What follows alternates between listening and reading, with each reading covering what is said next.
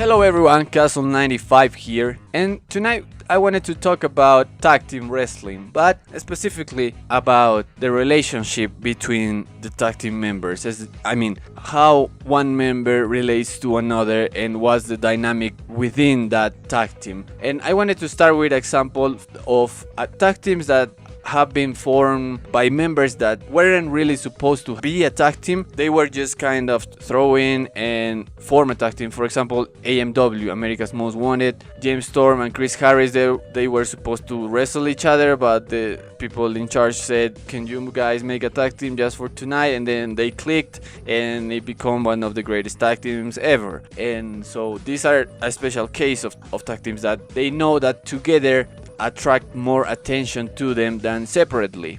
For example, is what happened with is what happening with the South Coast Connection. These guys, Ashley Dunn and Kelly Six in Defiant Wrestling, they know that separately they don't generate as much buzz as together, so they know they have something special going on, kind of what Chris Sabin and Alex Shelley noticed when they formed Motor City Machine Guns. They said, like, this is special, people want to see us together, and separately we are not as over, so we should try this and use this in our favor, to our favor. So these tag teams are formed with that premise, and I think the dynamic between these specific tag teams is that they both want this tag team to work. Like, we don't have experience, we aren't even brothers, like we just tagged for a couple times, but we know this is special and we can make money out of this, so let's do this. This is a special kind of dynamic because they are both on the same level. You can say that Chris Sabin was the leader and Alex Shelley was the sidekick. No, they both were sharing ideas, they both decided who to fight, when to fight, how to fight, and that's a special dynamic because you can see both talents grow, like gain experience as a tag team and become something really, really special. Another example of this that comes to mind is David Starr and El Ligero on Defiant Wrestling. I mean, these two formed a tag team because Joe Hendry didn't want to fight Travis Bank. That's it, but they clicked instantly in the tag team moves, and then they even did chain combos and started having tag team moves and all these kinds of crazy things, and it was awesome. Like, it lasted like 3 matches or something, but David Starr's ego was too big and he betrayed El Ligero, then the Prestige crushed him and it died, but it was special while it lasted. Then I wanted to talk about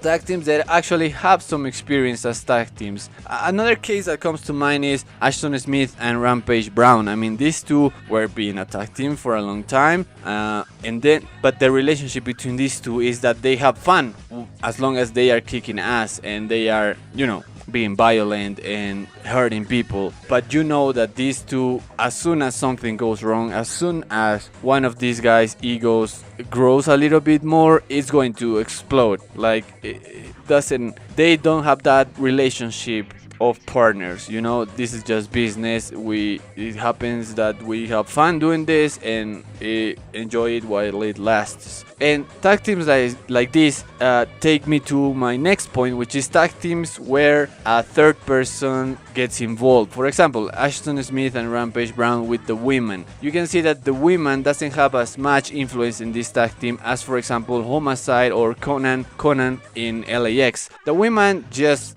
signs the contracts, counts the money, and maybe helps him in ringside here and there, but he doesn't give them orders. He is kind of like an agent. He just proposed, like, guys, I think it would be a good idea to attack Polo Promotions by surprise tonight because then you will win the championships. You see, he's just telling them an option and saying, you can trust me, we can make money together. It's not like Conan, which says, Santana Ortiz, go kill that guy. Conan basically orders that. He is the patriarch of that family, and that dynamic is completely different. For example, another is Sami Callihan. He is kind of the big brother of that family. He commands Davey J. Chris. He basically told them to attack Lashley in a parking lot. Like, that's basically suicide, but Dave and Jake did it because Sami Callihan is their leader. He is the head of OVE.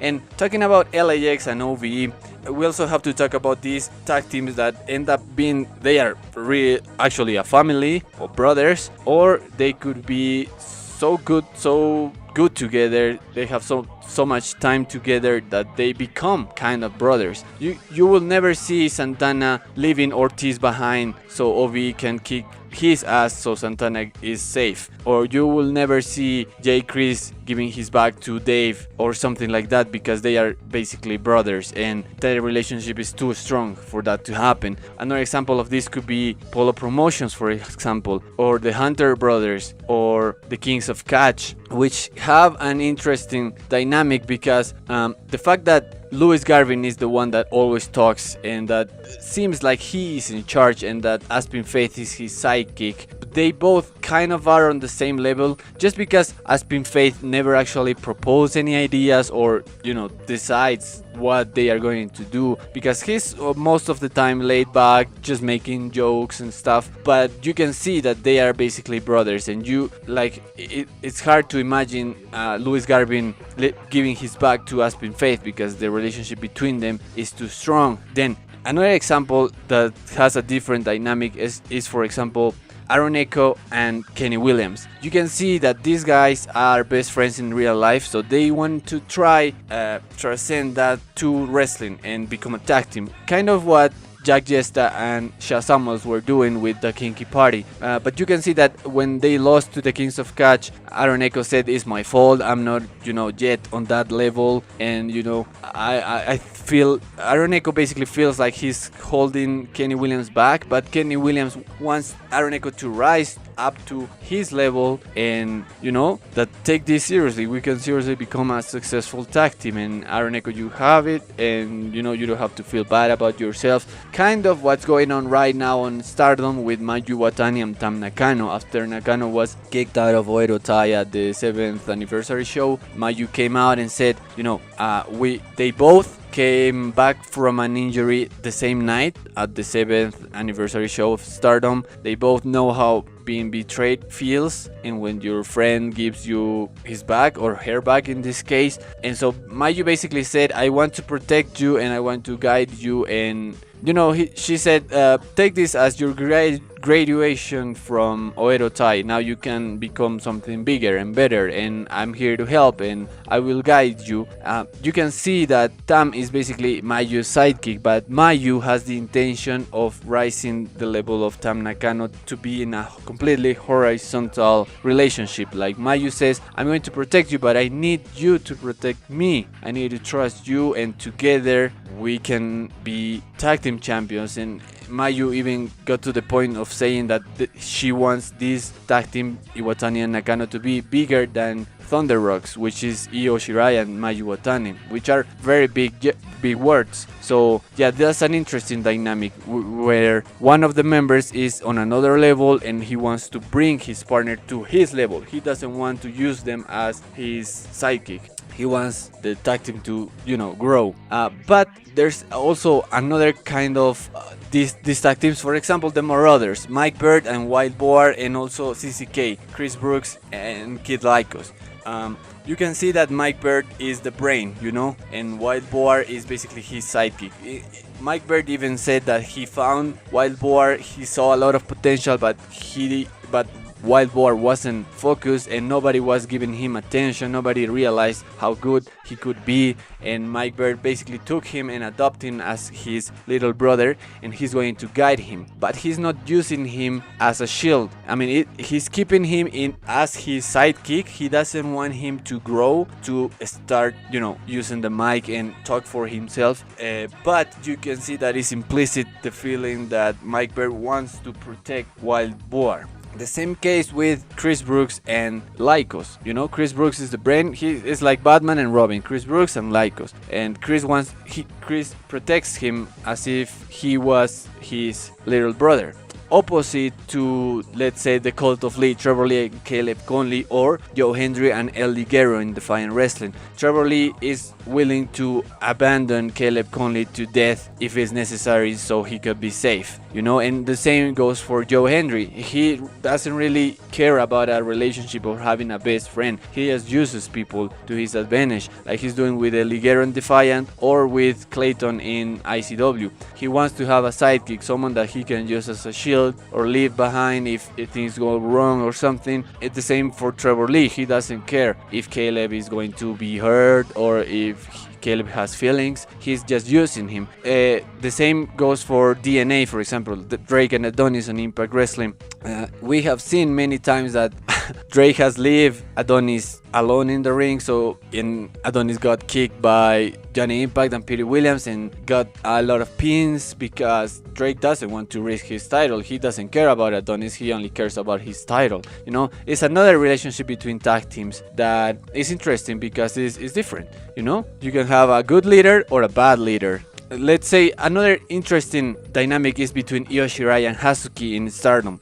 These two basically, Hazuki always says that she is the leader of Queen's Quest, the faction, but Io Shirai thinks that she is the leader just because she's more popular and she's at the top of the food chain right now, at the top of Stardom. But it's basically Io Shirai being the main attraction of Queen's Quest, but Hazuki, when they are together as a tag team, Hazuki, you can see that she wants to be on Io's level, and they have a level of competition pretty intense between them.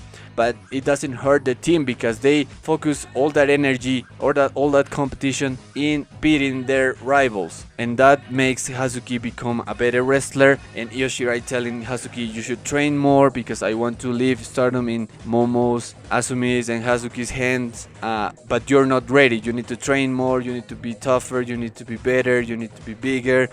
Basically, it's that level of competition between the members that makes this dynamic pretty different from other tag teams. And you know, so I think that's interesting to watch. It's basically Io is the main thing and Hazuki acts like a sidekick that wants to get on Io's level and is not happy just being the sidekick. She in her mind, she knows that she's the leader and that she is the #1 member of that faction and in that tag team. Another example that comes to mind will be the relationship between CCK, but between Chris Brooks and Travis Banks, which changed completely from Chris Brooks and Lycos, because this is a more horizontal dynamic, because Brooks is still the brains, still the voice of that tag team, but Banks being such a big name and, you know, such a good, it's not like he's better than Lycos, it's just a different style, but Banks doesn't want to be just a psychic. It's like he says something like, you know, the dynamic tells you that Banks thinks that, okay, Chris Brooks is going to talk, he's the leader, he's going to take some decisions, but I'm fucking Travis Banks, so I can also speak for myself. And you can see this dynamic as basically them pulling and watching how far they can get, like where are the limits between that relationships. You can see that when Travis Banks wanted to go and attack Joe Hendry in the commentary table, Chris Brooks led him. You know, he wasn't like, no, don't go, I'm the leader, come on, follow me, let's go backstage. No, Chris Brooks let him do what he wanted. Only when, you know, he saw that Banks got what he wanted, then he started pulling him, saying it's enough, Banks, let's go. And you can see that relationship is pretty interesting. It's like Banks recognizes Chris Brooks as the leader of CCK, but he's also telling him, I'm not your psychic, you know, we're leveled, we're even, we have the same amount of votes of power in this tag team, so it's pretty interesting.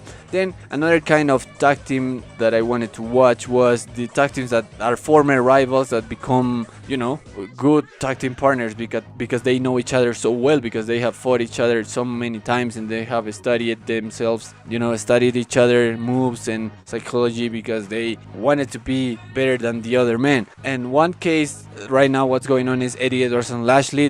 They worked together against OVE, it worked very well, and it's interesting to see former arch rivals becoming not best friends, but, you know, good together. Like, this could actually work. And I know this is not going to last long, but whatever, I wanted to talk about it. Then the most successful example of this, a current example, is Primate and Jimmy Havoc. I mean, these two didn't necessarily hated each other, or, you know, it was just competition. These two wanted to be the most hardcore guy on earth. They had a lot of battles, then they become a tag team. They beat War Machine unexpectedly and become the tag team champions up to this day. So that's special because these two used to fight each other. Still, they fight each other very often. to be honest, and they work together because the dynamic is different, because there's that respect element and they know each other so well, and they know they can trust each other because Primate sees on Jimmy Havoc someone that actually takes him seriously, not like just an animal. It's kind of the dynamic with Mike Bird and Wild Boar. One is the beast and the other one is the brains, and it's that special relationship between both that makes this tag team stand out. And another example could be BT Gunn and Joe Coffey, not exactly in the same kayfabe. The Defiant Wrestling kayfabe is separate from the ICW kayfabe, but you can see like it's really cool to see one of the biggest rivalries of 2017 now on Defiant Wrestling. They become a tag team and they actually work together and click and have cool moves and everything, and I just think it's super cool. So yeah, I think this will be it for this video. I hope you liked, the topic and what I said, and of course I wanted to ask you what are your favorite tag teams and what can you say about their dynamics. Do you prefer when the relationship is completely horizontal, or you prefer to have a leader and a sidekick, or what are the tag teams that entertain you the most and have like really cool dynamics? Also, I wanted to talk about Kagetsu and Hana Kimura, but Oedo Tai in itself is a whole new monster. But specifically with Kagetsu and Hana Kimura, I can say that Kagetsu is the leader, no doubt, but she as a leader gives room to her members of her faction. Especially because Hana Kimura is the daughter of Kimura, one of the founder members, with Yasukawa and stuff and all their members. For example, when Kagetsu introduced Sumire Natsu to Oedo Tai, Hana and Tam didn't want any of that. And they, speak about it and actually rebel against Kagetsu. Kagetsu gave them room to explain their points, and you had even Hana Kimura didn't want to do the dance, the Oedo Tai dance at the entrance. He was at ringside. That was like a message to Kagetsu saying, I'm not going to do whatever you want. I'm also Oedo Tai and you can give me orders. They talked about it, they got a little bit physical about it, but in the end we have seen Kagetsu on many occasions say like, I'm the leader, you shut the hell up and we're going to do what I say we're going to do, and if I want to add Sumire Natsu to this stable, that's what's going to happen, and you shut up. And that's basically what happened, and it's kind of tricky, this relationship, because you can't say that necessarily Kimura is Kagetsu's sidekick or that she just receives orders, but she kind of does, just because Kagetsu lets her talk and express her points and propose ideas and maybe intervene in some decisions. But if Kagetsu wants to do something, is what's going to happen because she's the leader, and she gets real serious and says, shut up. We're going to do what I say, and that's the end. So yeah, I think it's a pretty cool dynamic. And so yeah, as I said, just leave in the comments tag teams that you like and how interesting their dynamics are. Every tag team is super different, and so yeah, I hope you like it. And tag team wrestling in itself is a big theme to talk about, and I started with this topic, which is specifically the relationship between tag team members. But anyways, I hope you like it, and don't forget to comment and subscribe, and I'll see you in the next one. Goodbye.